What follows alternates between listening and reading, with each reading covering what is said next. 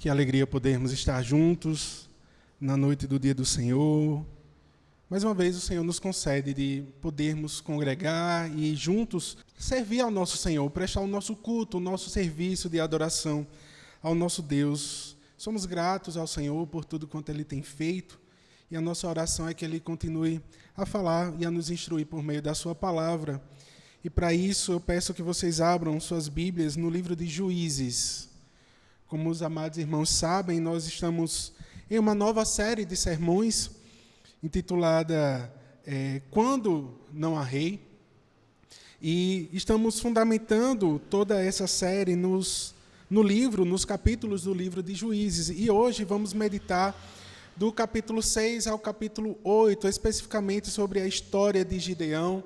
Não é necessariamente uma exposição bíblica, mas a partir do texto nós queremos tirar algumas lições para nós nessa noite e pedimos ao Senhor que nos ajude e fale com o seu povo, fale aos nossos corações. No capítulo 6, o verso de número 11 e 12 apenas, irmãos, inicialmente, gostaria de ler com os amados irmãos. Todos encontraram? Juízes 6, 11 a 12, diz assim a palavra do Senhor. Então veio o anjo do Senhor e assentou-se debaixo do carvalho que está em Ofra, que pertencia a Joás, a Biezrita, e Gideão, seu filho, estava malhando o trigo no lagar, para pôr a salvo dos midianitas. Então o anjo do Senhor lhe apareceu e lhe disse: O Senhor é contigo, homem valente. Até aqui a leitura, meus amados irmãos. Curva a sua cabeça mais uma vez, feche seus olhos. Senhor, nós te louvamos, te damos graça, porque o Senhor que tem uma aliança conosco, manifesta a tua bondade, a tua graça e a tua misericórdia. Ó Deus, queremos pedir, Senhor, que mais uma vez, manifestando a tua misericórdia em nossas vidas, fale conosco através da tua palavra, apesar de nós, apesar de mim. Pedimos, Senhor, que a tua palavra venha confortar, consolar e instruir os nossos corações. Que encontremos nela, Senhor, o alívio para a nossa alma. E que o teu Santo Espírito, ó Deus, com poder e graça, possa transformar o nosso viver por meio dela. Como orou o Senhor Jesus Cristo, em João 17, santifica-os na verdade, a tua palavra é a verdade. Assim, nós oramos em nome do teu Filho Jesus Cristo. Amém e amém. Você já se sentiu sem forças e incapaz diante de alguma circunstância? Não falo apenas das coisas da nossa vida comum, mas falo sobretudo das coisas espirituais. Você já se sentiu incapaz de orar? Em meio a uma crise, em meio a uma adversidade, em meio a uma queda, em meio a um pecado, você se sentiu sem forças para se achegar ao Senhor? Você já se sentiu com medo de falar de Jesus para alguém? Você até desejou, teve vontade, mas se sentiu incapaz. Não encontrou as palavras, até julgou-se despreparado para falar de Cristo para alguém. Você já se sentiu fraco diante de alguma tentação, sem forças para resistir ao pecado? Você já olhou para algum irmão e disse: como eu queria ser igual a ele. Como eu queria ter a coragem e a capacidade dela. Como eu queria ter a mesma força e o mesmo vigor em servir a Deus. Você já se sentiu, ou você já sentiu vontade de se esconder e de fugir dos compromissos que você assume com Cristo e com a igreja do Senhor? Se a sua resposta for sim a alguma dessas perguntas, bem-vindo ao grupo. É comum, meus amados irmãos, em nossas vidas, nós temos esse sentimento de fraqueza, de incapacidade, de impossibilidade, sobretudo nas missões que o Senhor nos dá, sobretudo naquilo que o Senhor nos chama, nas tarefas que o Senhor nos dá a realizar, as missões que o Senhor confia a nós. Quando nós olhamos para nós mesmos, é simples a nossa percepção: eu sou incapaz. E de fato, nós somos incapazes. Mas nós louvamos a Deus porque a graça do Senhor usa incapazes como nós, improváveis como nós. A graça do Senhor, meus amados irmãos, ela utiliza fracos como eu e como vocês. O texto que nós estamos a observar aqui em Juízes, no capítulo 6, vai tratar sobre a história de Gideão. E como nós vimos há 2 domingos atrás, quando o pastor Carlos expunha o capítulo de número 3, 2 e 3, quando ele tratava sobre a história de Eude, o Senhor usa homens que muitas vezes são rejeitados, tidos como incapazes, tidos como desprezados pela sociedade. Isso acontece, meu irmão ou minha irmã, isso aconteceu logo após a morte de Josué, um dos grandes líderes do povo de Deus. O instrumento que o Senhor utilizou para guiar o povo de Deus após chegarem à terra prometida. Vocês lembram que a narrativa do livro de Josué começa com Josué guiando o povo, fazendo a travessia do Rio Jordão, alcançando as terras que o Senhor havia prometido a Abraão. E após cumprir essas promessas, como nós podemos ver no último capítulo do livro de Josué, quando Josué fala com o povo, ele diz, olha, nenhuma só das promessas que o Senhor fez, ele deixou de cumprir. Mas logo após a morte de Josué, o povo ficou sem liderança.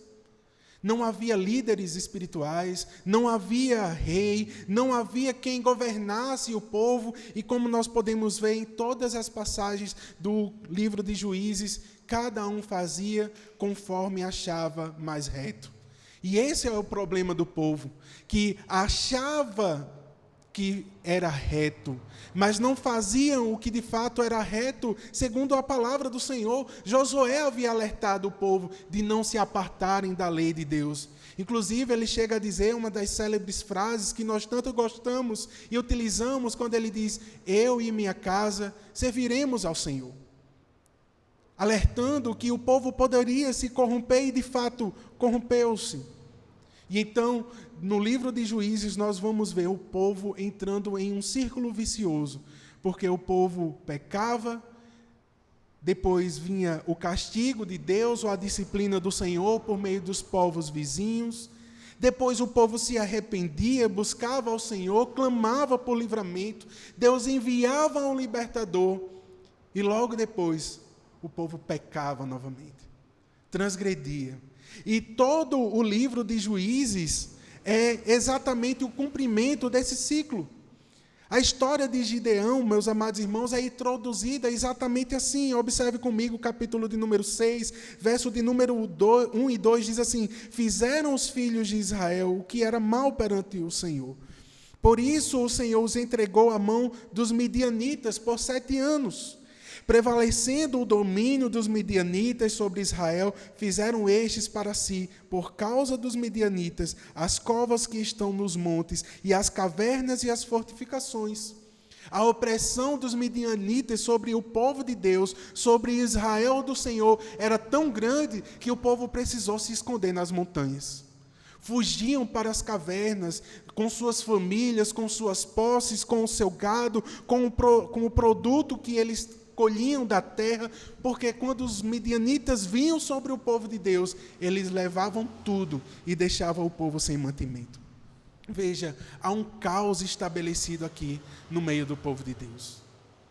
Mas não entenda que o principal problema ou a principal dificuldade do povo de Deus era militar ou econômica, mas era espiritual, porque esse povo havia abandonado o Senhor para servir a outros deuses, para servir a Baal e a deusa Azerá, e desta maneira o povo quebrou a aliança com o Deus da aliança.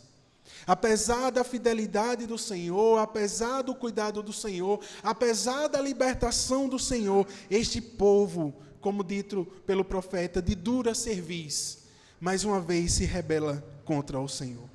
Então, a partir do verso de número 7, nós podemos ver a segunda etapa desse círculo vicioso, porque o povo se arrepende e começa a clamar a Deus. Veja comigo a partir do verso 7. Tendo os filhos de Israel clamado ao Senhor por causa dos midianitas, o Senhor lhes enviou um profeta que lhes disse: assim diz o Senhor, Deus de Israel, eu é que vos fiz subir do Egito e vos tirei da casa da servidão. E vos livrei da mão dos egípcios e da mão de todos quantos vos oprimiam. E os expulsei de diante de vós e vos dei a sua terra. E disse: eu sou o Senhor, vosso Deus. Não temais os deuses dos amorreus, em cuja terra habitais. Contudo, não destes ouvido a minha voz. A palavra do profeta é clara. Deus vai trazer libertação a esse povo, mas ele alerta também. Porque o povo se encontrava naquela situação de opressão militar, econômica e naquela condição espiritual, porque não deram ouvidos à voz de Deus. Deus vai enviar um libertador, e dessa feita, mais uma vez, um libertador improvável, Gideão. E quem é Gideão? Gideão é um homem inseguro, medroso, que conhecia as suas limitações e as suas incapacidades e que tinha, sobretudo, uma grande dificuldade de confiar inteiramente em Deus. Muito embora Deus tenha chamado Gideão para a sua missão, muito embora Deus tenha dito a Gideão: vai nessa tua força porque eu sou contigo, muito embora Deus tenha dito a Gideão que ele não morreria, ainda assim, Gideão tinha medo e não conseguia confiar no Senhor.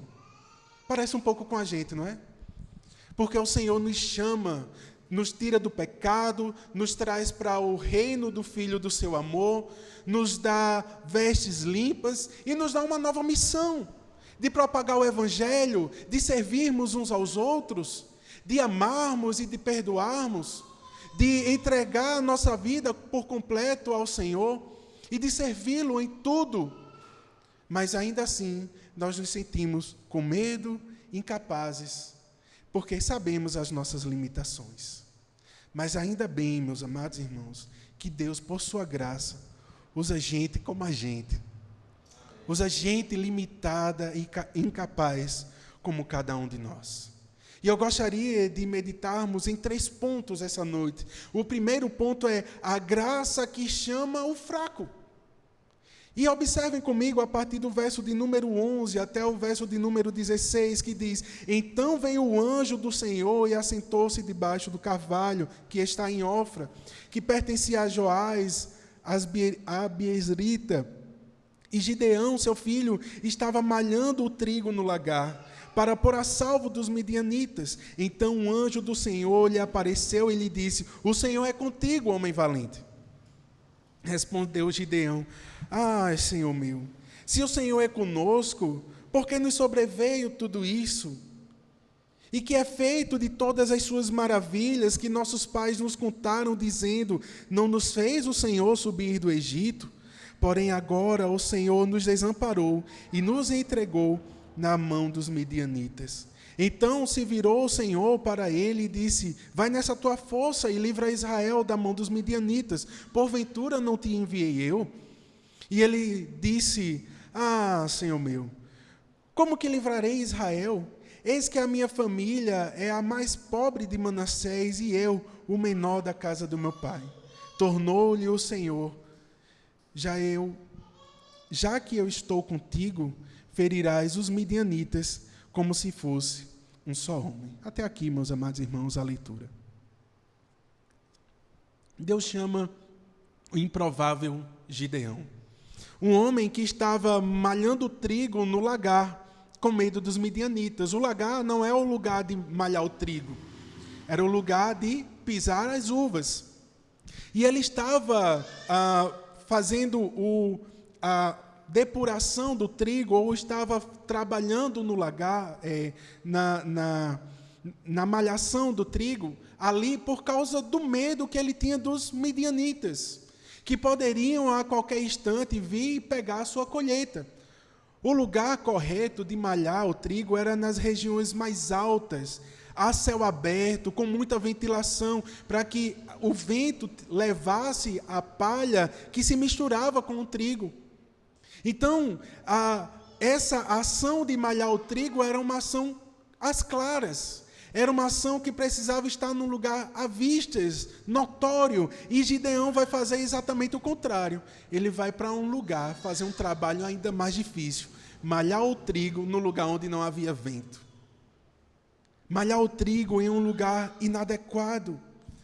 Mas apesar do medo de Gideão, de estar fazendo esse trabalho às escondidas, veja que o anjo do Senhor chega a ele e diz no verso de número 12, o Senhor é contigo, homem valente.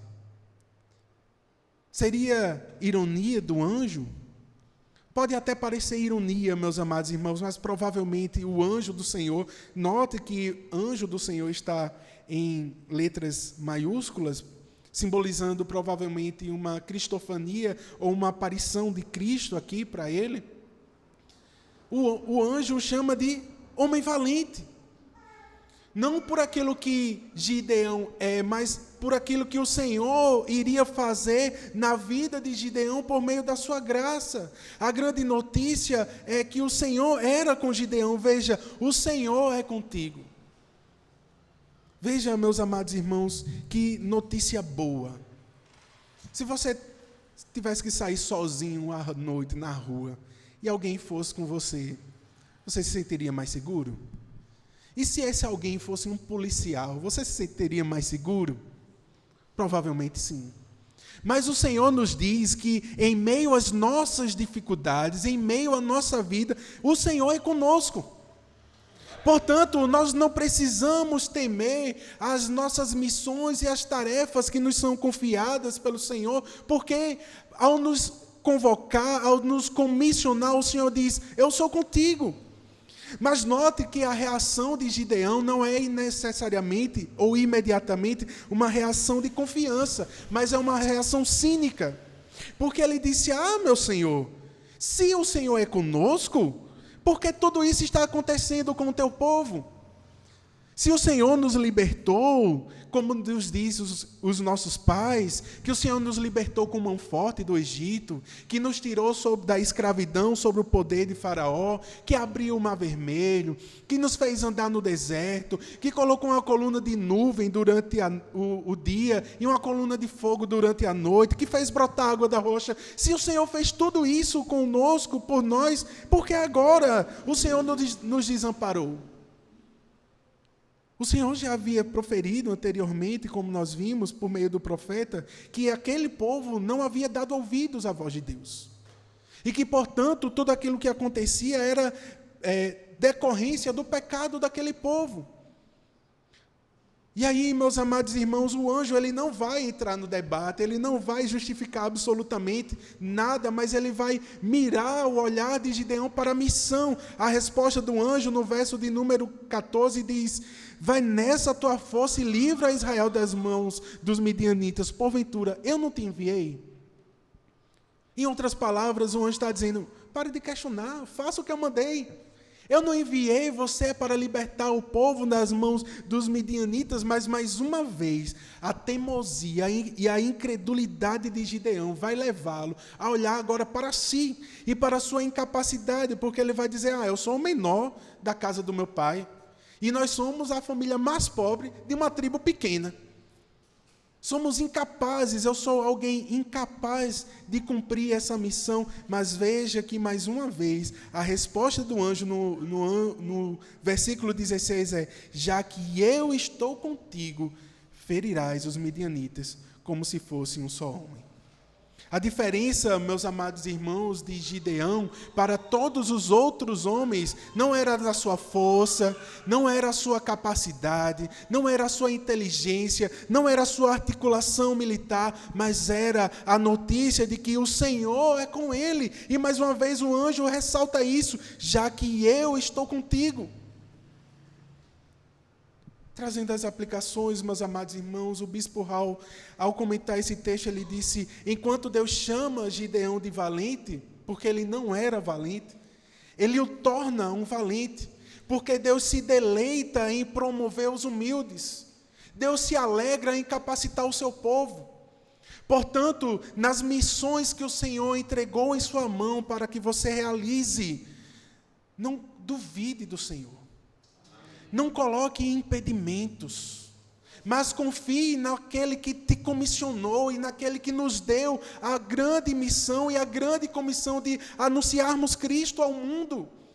Porque não havia capacidade nenhuma em nós. O apóstolo Paulo, escrevendo em 1 Coríntios, no capítulo 1, a partir do verso de número 26, lembrando aqueles irmãos quem eles eram, Paulo diz: irmãos, reparai, pois, nas vossas vocações, visto que não foram chamados muitos sábios segundo a carne, nem muitos poderosos, nem muitos de nobre nascimento. Pelo contrário, Deus escolheu as coisas loucas do mundo para envergonhar os sábios, e escolheu as coisas fracas do mundo para envergonhar as fortes, e Deus escolheu as coisas humildes do mundo e as desprezadas e aquelas que não são, para reduzir a nada as que são, a fim de que ninguém se vanglorie na presença de Deus. Muitas vezes nós buscamos as soluções dos nossos problemas ou para as consequências dos nossos pecados sem antes nos arrependermos dos nossos pecados. E na história de Gideão fica claro que o principal interesse de Deus não é apenas libertar o povo dos midianitas, mas é levar aquele povo ao arrependimento.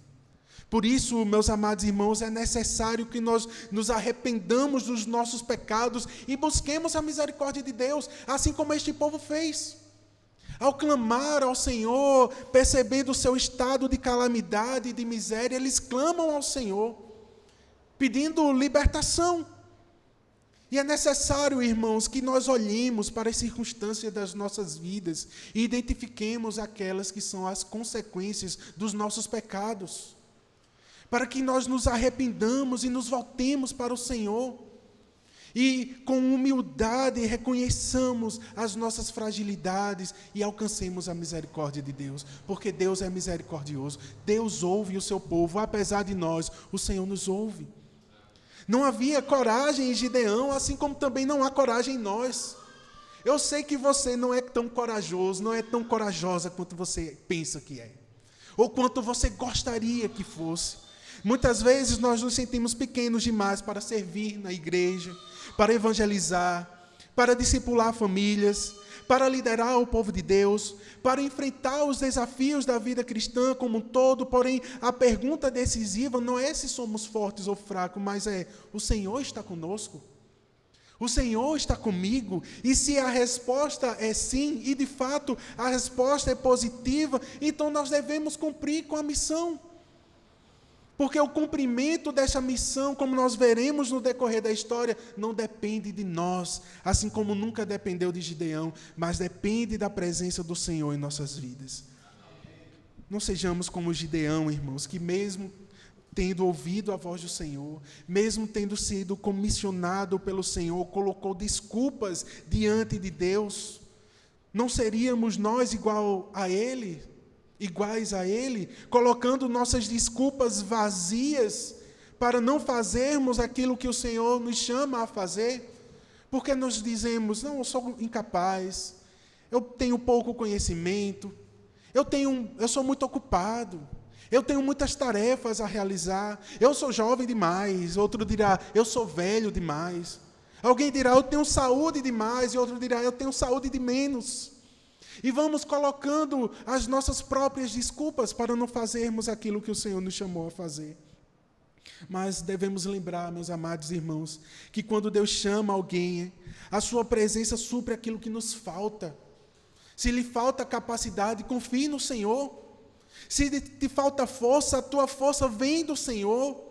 Se te falta disposição, é o Senhor que nos dá a disposição. A graça de Deus não procura os mais capazes, mas ela capacita aqueles que foram chamados pelo Senhor.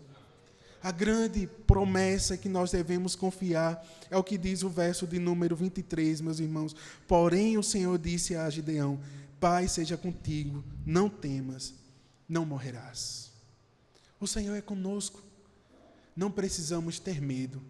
Porque aquele que disse que é o caminho, a verdade e a vida está conosco. O segundo ponto que eu quero tratar com os amados irmãos é que a graça que chama os fracos é também a graça que fortalece o fraco. Vejamos no verso 25 ao verso de número 29. Naquela mesma noite lhe disse o Senhor: toma um boi que pertence ao teu pai, a saber, o segundo boi de 7 anos, e derriba o altar de Baal, que é de teu pai, e corta o poste ídolo que está junto ao altar. Edifica ao Senhor teu Deus um altar no cimo deste baluarte, em camadas de pedra, e toma o segundo boi, e oferecerás em holocausto com a lenha do poste ídolo que vieres a cortar. Então Gideão tomou 10 homens dentre os seus servos e fez como o Senhor lhe dissera, temendo ele, porém, a casa de seu pai. E os homens daquela cidade não fez de dia, mas de noite. Versos 28 e 29. Levantando-se, pois, de madrugada os homens daquela cidade, eis que estava o altar de Baal derribado, e o poste ídolo que estava junto dele cortado, e o referido segundo boi estava oferecido no altar edificado. E uns aos outros dizia, quem fez isto? E perguntando e inquirindo, disseram, Gideão, o filho de Joás, fez essas coisas. Antes de Gideão sair em batalha para vencer os inimigos externos, para vencer os midianitas, era necessário primeiro vencer um inimigo interno, de dentro da casa de Israel, de dentro da casa de seu pai, que era a idolatria. Lembremos que o pecado daquele povo foi justamente se dedicar e passarem a adorar os deuses dos midianitas, os deuses dos povos amorreus, a saber, o deus Baal e a deusa Azerá. O povo de Deus estava cultuando e ofertando a deuses estranhos, a deuses que não são deuses verdadeiros. E por causa disso, sobreveio sobre ele a disciplina do Senhor. Deus queria, meus amados irmãos, em primeiro lugar, restaurar o culto de Israel. Não apenas livrá-lo das mãos dos midianitas, porque livrar o povo da mão dos midianitas não fariam com que eles se voltassem ao Senhor, mas a restauração do culto, sim.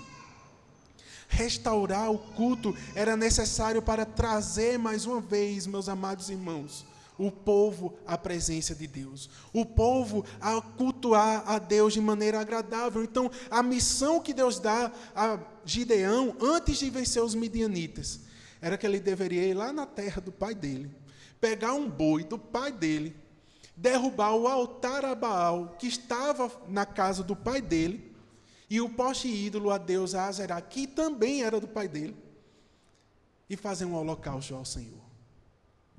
Gideão, como eu disse, ele era medroso. Então, com medo de enfrentar o seu pai de dia e o exército do seu pai, o que é que ele faz? Ele faz durante a noite, na calada da noite. E quando os povos da cidade acordam pela madrugada, eles percebem. E notem uma coisa, irmãos. Eles perceberam que o altar de Baal estava derribado, que a deusa Azerá, o poste estava cortado e servia de lenha no altar, mas eles reconheceram imediatamente que aquele holocausto era o Deus de Israel. Era o Deus vivo e verdadeiro. E aqui fica uma lição importantíssima para nós. O culto verdadeiro a Deus, ele deve ser inconfundível e inviolável. O culto verdadeiro ao nosso Senhor, ele não deve ter misturas. Ele não deve ter achismos, ele não deve ter invencionices, mas ele deve ser puro, um sacrifício puro ao nosso Deus, ou um serviço puro ao Senhor. De maneira que quem olhe para nós, eles identifiquem, este culto, este sacrifício é para o Senhor. Meus amados irmãos, mas voltando à narrativa, perceba que a reforma não começa fora, mas começa dentro do nosso coração. A reforma que o Senhor pretendia fazer em Israel não começava com a derrota dos midianitas, mas começava com a transformação do coração da família de Gideão, com a transformação do povo, e da mesma forma conosco. A resolução dos nossos problemas, das consequências dos nossos pecados, não começa removendo as consequências, mas começa com a remoção dos pecados, com os ídolos que estão dentro dos nossos corações, com os cultos falsos que nós erigimos ao nosso próprio Deus. Ainda com medo, e apesar do medo, Gideão obedece a Deus. Quando os homens veem o sacrifício, eles questionam: quem fez isso? Foi Gideão, o filho de Joás, o filho do patrão. Apesar disso, eles queriam matar Gideão. Se vocês continuarem a narrativa, a partir do verso de número 30, aqueles homens queriam matar Gideão, mas Deus usa o seu pai Joás e disse: ora, se derrubou-se o altar de Baal, então deixe que Baal resolva seus próprios problemas. Se ele é Deus, ele que se resolva com Gideão. E aqueles homens foram convencidos por esse argumento. Matthew Henry, observando esse episódio, ele diz: Gideão não deveria apenas achar que não adorar a Baal e a deusa Azerá era suficiente. Ele precisava entender que ele precisava derrubar os falsos deuses e os falsos altares e oferecer o sacrifício ao Deus vivo e verdadeiro. Sabe o que significa isso, irmãos, para nós? É que não basta nós acharmos que nós adoramos a Deus, mas é necessário nós derrubarmos qualquer outro altar que tome o lugar do Senhor em nossas vidas. Sejam os ídolos de madeira e de gesso e de barro, mas sejam aqueles ídolos que nós erigimos no nosso coração, como o nosso trabalho, muitas vezes as nossas famílias, os nossos desejos, as nossas vontades, as nossas metas, que tantas vezes nós colocamos no lugar do Senhor, achando que ao cumprirmos as nossas metas, de alguma maneira nós encontraremos satisfação para a nossa alma. E a reforma de Gideão começa em seu coração, derrubando os falsos altares e adorando de maneira correta ao Deus verdadeiro. Tiago, em sua epístola, no capítulo 4, verso 8, disse: chegai-vos a Deus, e Ele se chegará a vocês. Purifiquem as vossas mãos, pecadores, e vós que sois de ânimo dobre, limpem o vosso coração. Antes de Deus usar-nos para transformar o mundo à nossa volta, Ele primeiro, irmãos, deseja transformar o nosso próprio coração. Antes de transformar o mundo aí fora, o Senhor transformará o nosso culto, o nosso serviço a Deus, porque a principal restauração é essa, a nossa relação com o Senhor, porque o culto é a nossa relação com Deus. E não entenda culto como via igreja, porque você pode estar muito bem sentado e sentada na sua cadeira, olhando para mim nesse instante, mas sem prestar um culto ao Senhor. Porque ser um frequentador de igreja não faz de você um adorador ou um servidor a Deus.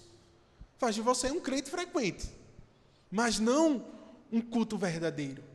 O culto verdadeiro começa da nossa mente, na compreensão de que esse momento em que nós nos ajuntamos, meus amados irmãos, em comunidade da fé, ele é o ápice de um culto que acontece todos os dias na nossa vida, de um culto que é racional, que é um culto que transforma as nossas ações, que transforma as nossas palavras, as nossas atitudes, a nossa vida, as nossas palavras, o nosso viver como um todo.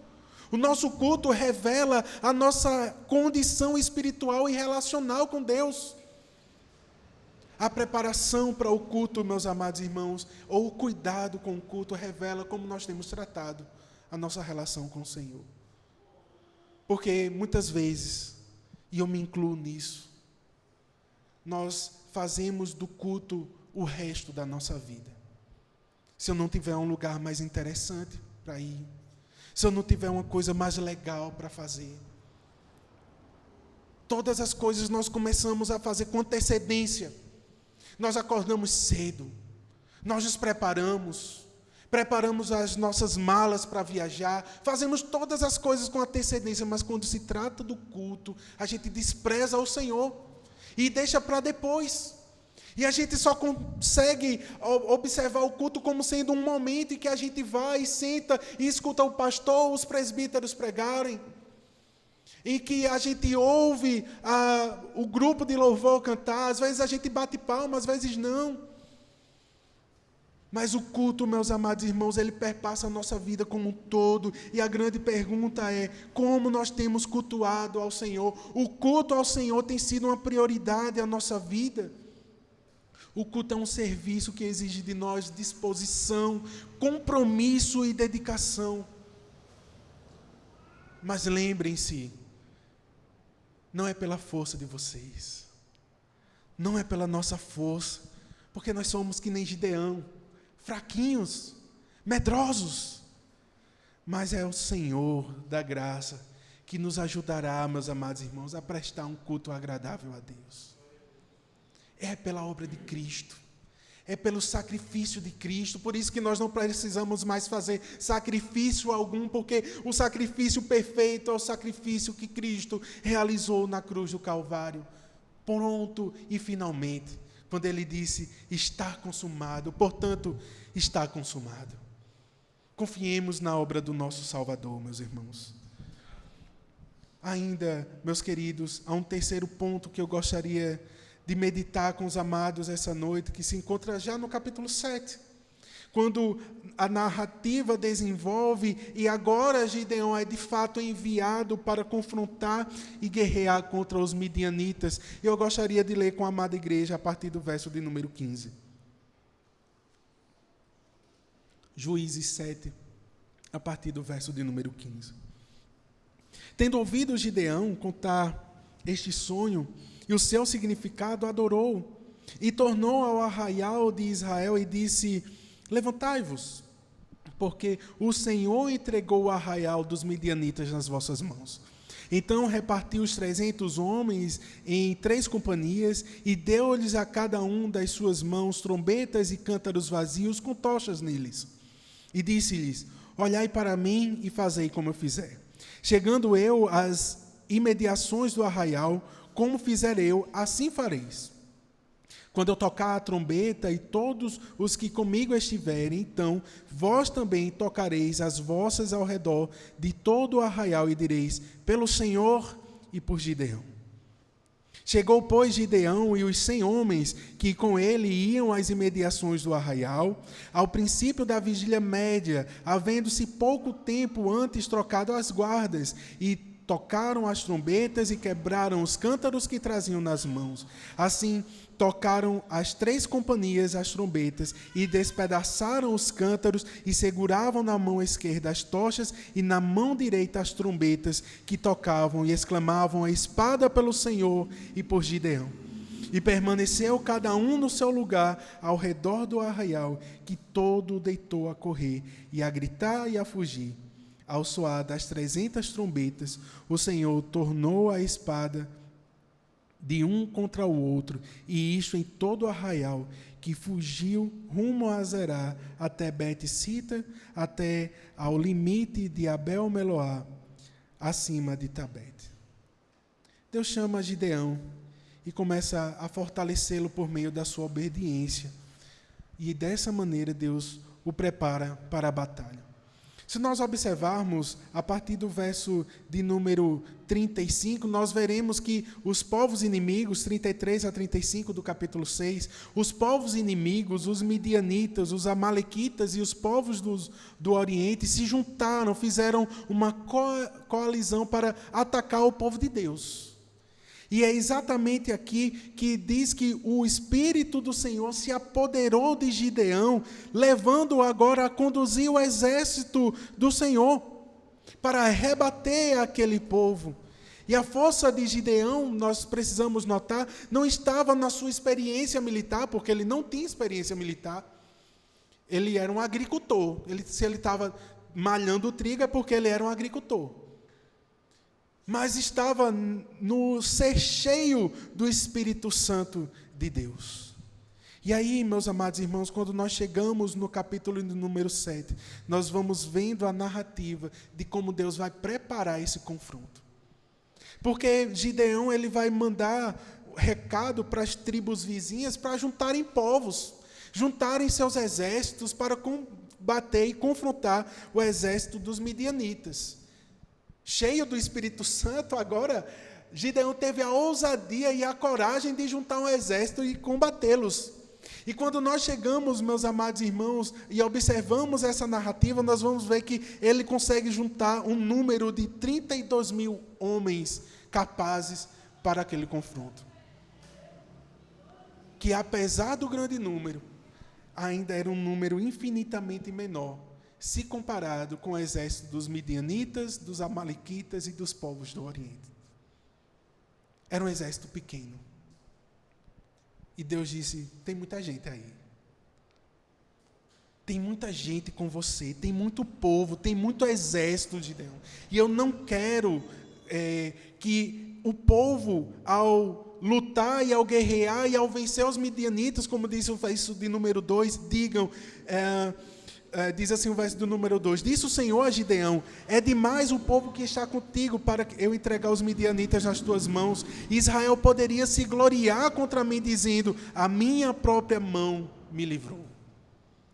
Deus não queria deixar arestas aqui, de que o livramento viria do Senhor.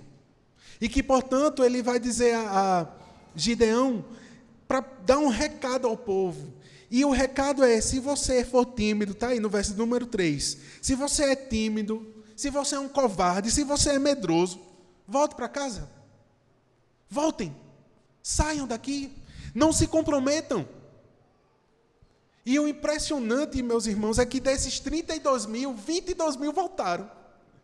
22 mil homens preparados para a guerra, exércitos, voltaram assumindo, meus amados irmãos, a verdade de que eram covardes e medrosos. Muitas vezes, irmãos, nós somos iguaizinhos a eles. Preferimos assumir a nossa covardia e assumir o nosso medo do que, de fato, servir ao Senhor, do que nos dispormos ao serviço ao reino de Deus, ao dispor as nossas vidas para servir ao Senhor. Veja, esse povo que era um exército aqui, estava colocando a vida deles em risco, dando a própria vida como serviço. E o Senhor exige isso de nós. Porque Jesus disse que aquele que não perder a sua vida por amor dele, não é digno dele. Por isso que a exigência é alta para nós. Quando nós olhamos para Mateus 10, quando o Senhor está comissionando os seus discípulos, Ele coloca ali as dificuldades que aqueles homens enfrentariam e colocam ainda, meus amados irmãos, o nível de exigência que Ele faria àqueles homens. E, de fato, a exigência é alta. E aos covardes e medrosos que voltem. Ficando ainda 10 mil, o Senhor disse a Gideão, ainda tem gente demais nesse exército. E fez mais uma prova com o povo, levando o povo ao ribeiro de águas. E condicionou Gideão para observar aqueles homens na forma que eles iriam beber a água. Aqueles que se curvassem para beber água diretamente do rio, baixando então as suas defesas e deixando de observar o território, estes o Senhor descartaria. Mas aqueles que tivessem ainda com a espada empunhada e com a outra mão pegasse a água com uma concha e levasse à boca, estes estariam aptos a ir para a guerra. E somente 300 homens fizeram isso.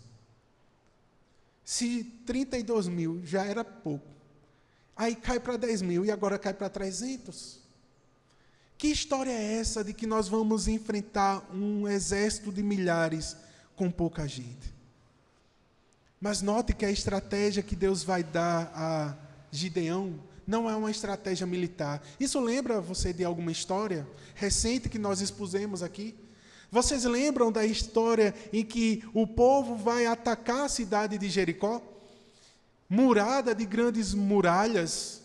E Deus dá uma estratégia um pouco inconveniente, não militar, que era cercar a cidade tocando buzinas.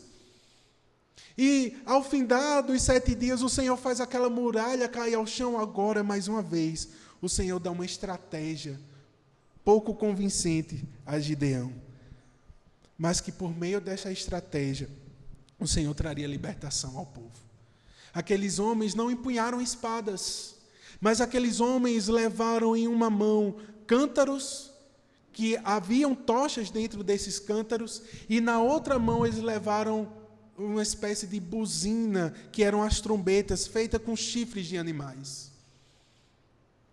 E ao subir no monte, na troca das guardas, aqueles homens tocam as trombetas, quebram os cântaros, fazendo resplandecer aquelas luzes.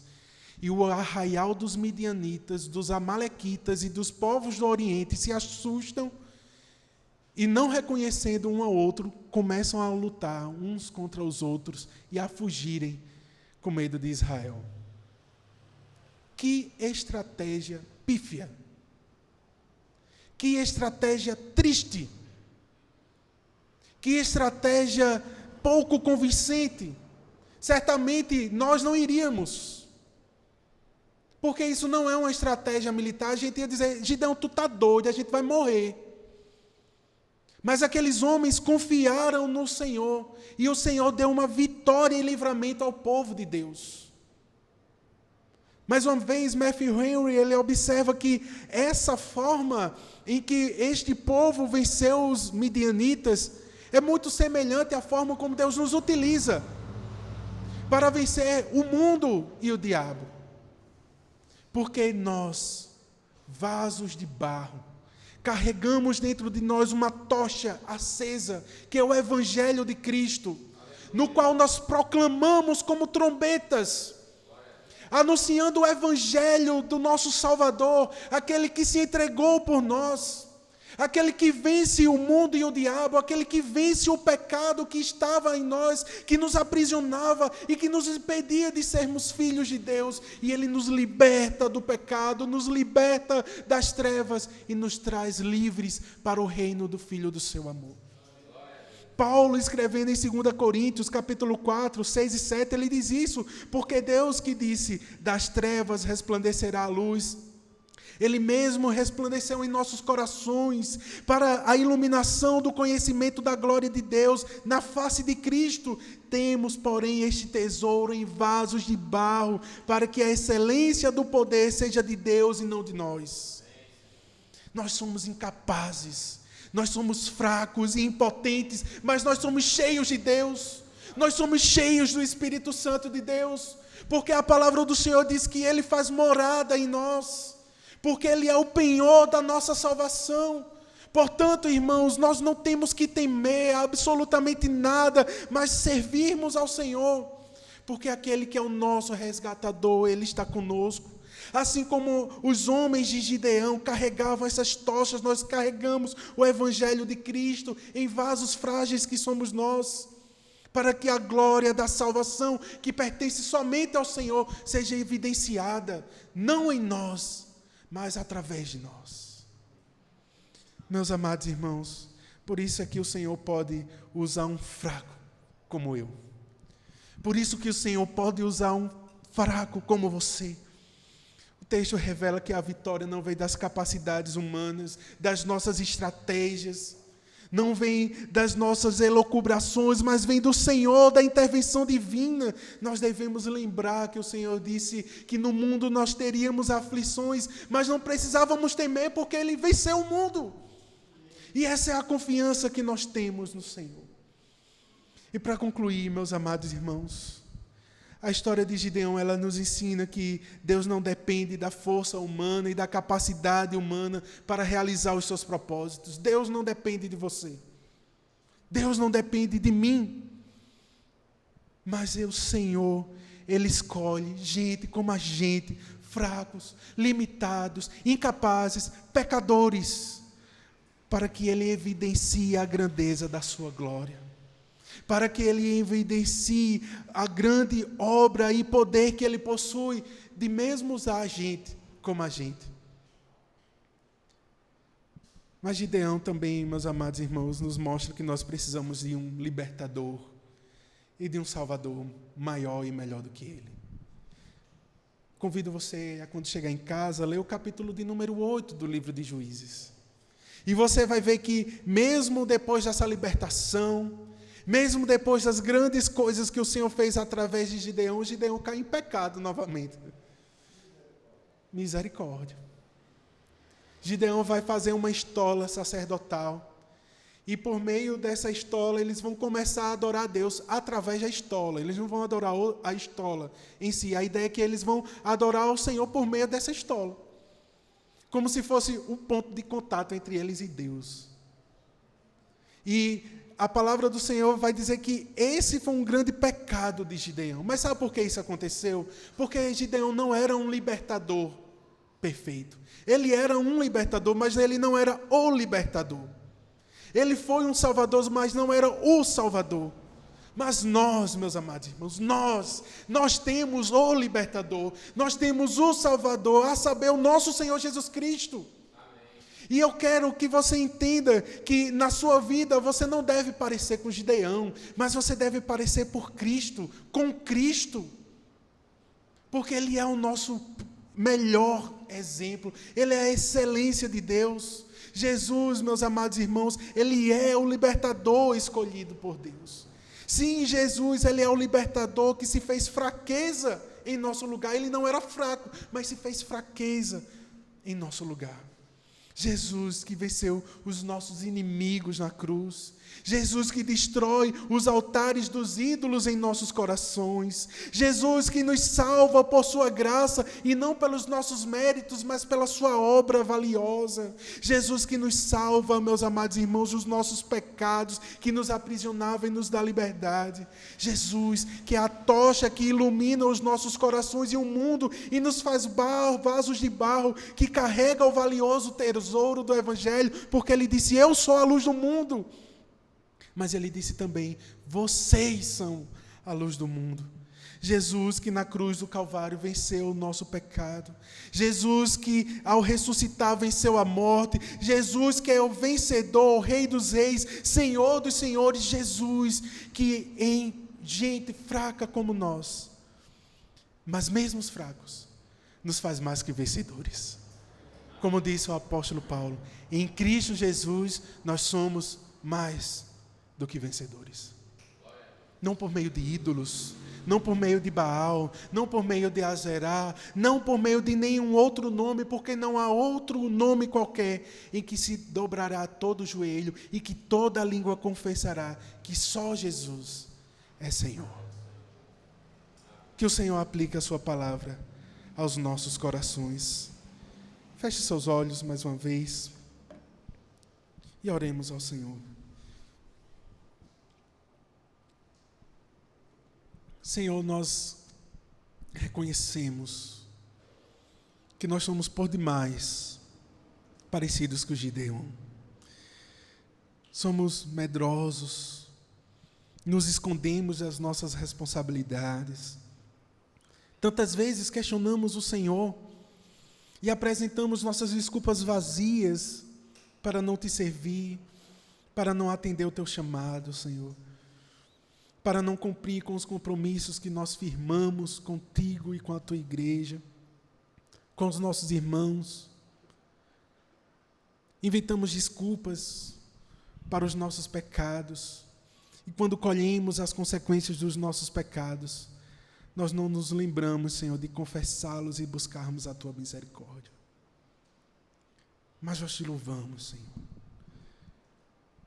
porque a força que necessitamos vem de Cristo. Porque é o nosso libertador que nos resgata com mão forte e não nos abandona. Porque o Senhor é aquele que nos toma pelas nossas mãos e nos faz andar em lugares altos. É o Senhor que nos fortalece no nosso dia a dia. É o Senhor que nos faz resistir à tentação do pecado. É o Senhor que nos conduz em meio ao vale da sombra da morte. É o Senhor que nos guia pelas águas tranquilas. É o Senhor que refrigera a nossa alma nas angústias. É o Senhor que faz por nós aquilo que nós não conseguimos fazer. E é por causa da obra de Cristo, Senhor, que nós estamos aqui, livres das amarras do pecado.